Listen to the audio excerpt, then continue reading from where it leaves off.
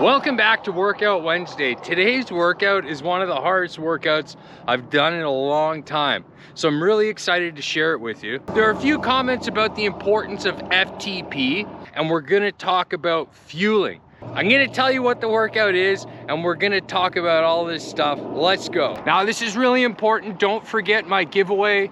We're coming up to the last few days to enter, and I'm giving away a Bontrager Aeolus carbon saddle, Wera Allen keys, Absolute black chain rings, Ticker heart rate strap, Dura-Ace 9200 crank. Easy to enter. Just click the link in the description. You can enter all of them or just enter one. Gift from me to you. Love you guys.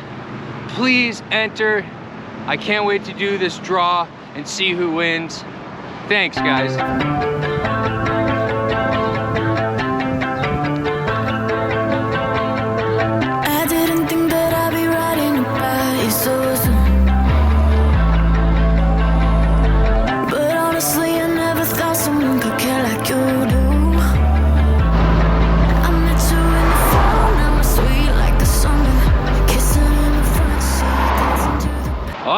Today's workout is a simple but really tough one.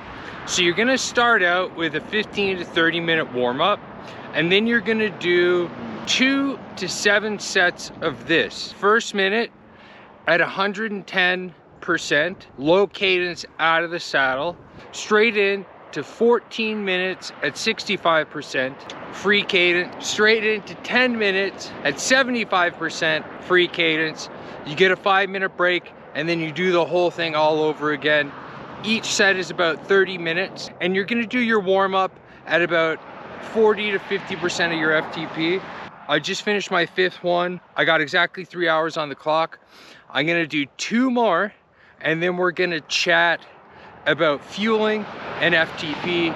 Fueling is something that I've been struggling with recently. If you've seen my last video where I climbed Mount Lemmon twice, I was definitely under-fueled. So I'm gonna talk about how I'm gonna try and fix that.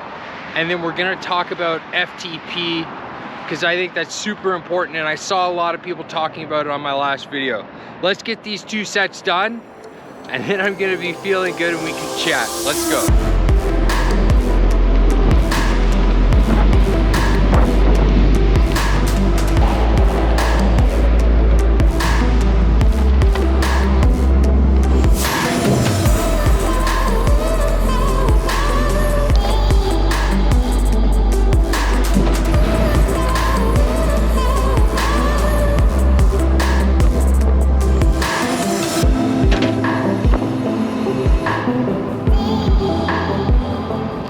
Oh boy, I just finished the 7th one, and that was hard.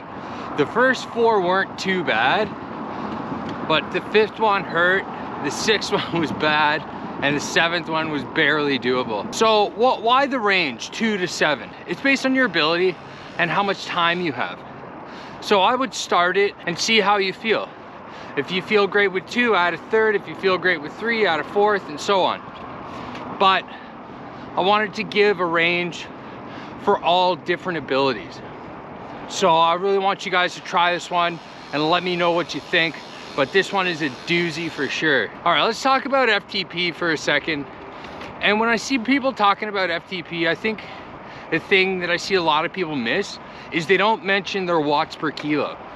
And I've seen a lot of big guys, 200 pounds, 220, bragging about their watts, where I've had guys put out way less watts than me, but because they're 140 pounds, they just spank me in every which way. I think also too, there's a lot of bigger guys that think that those watts can like make up for the watts per kilo on flat ground. They can a bit, but the problem is there's very few races that are just pancake flat. And if they are pancake flat, like a crit or a crevasse, then a lot of skill comes into play. It really has a lot less to do with watts and more to watts per kilo. I've seen a lot of guys that don't have the highest FTP, but they have an amazing sprint, do really well in races because they have that acceleration. And being able to accelerate, get on the wheel, is a really important skill.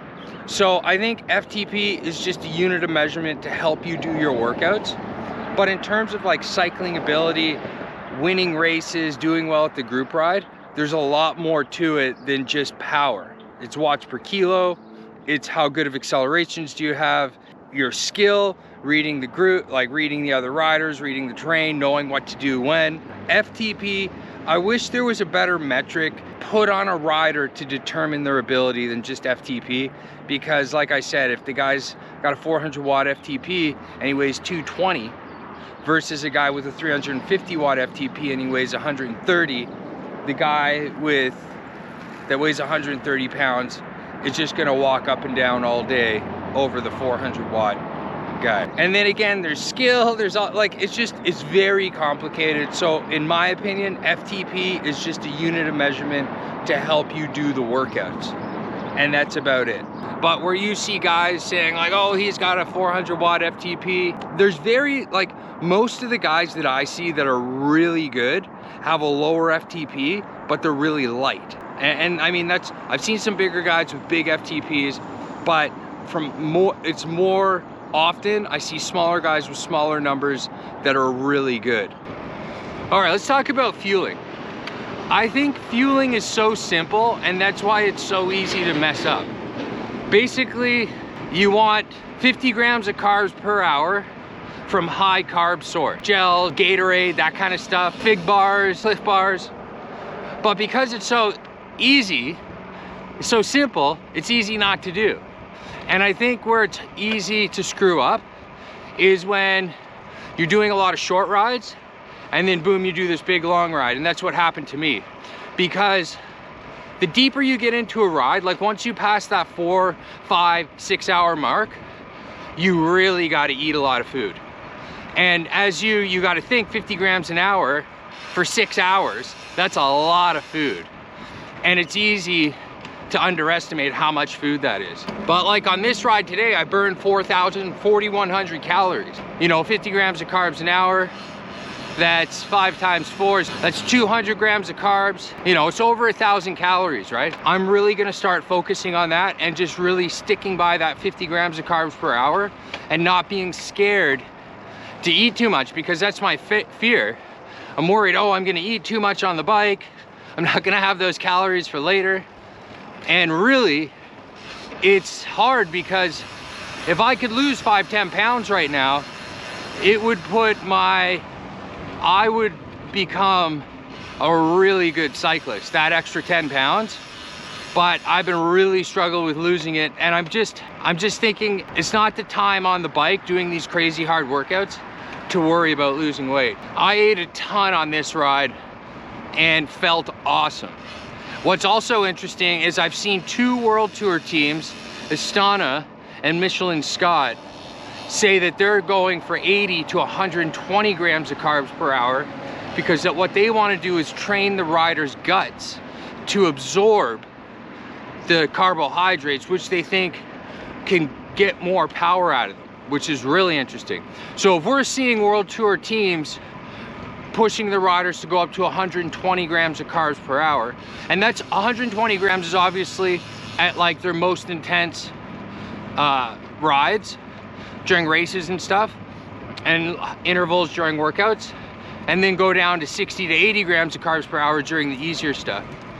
So the fact that we're seeing this with the World Tour teams really makes me think that I'm not eating enough, and I really got to practice eating more on the bike. I got this new Giro Aether helmet and I'm absolutely loving it. I think I like it better than the Bontrager. I'll probably do a video on that in the future. But that's it for today, guys. I love you. I'll catch you on the next video. I'll see you soon. Bye.